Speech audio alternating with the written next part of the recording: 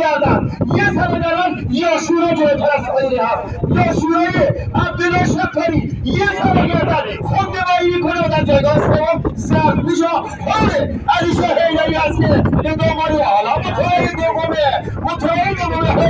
روشن شده اگه به موقع روشن بشه روغایی خواهد روید علی شاه حیدری آقای مرسول میگه حالا اومد یه سر دارن هیچ هست سایری هست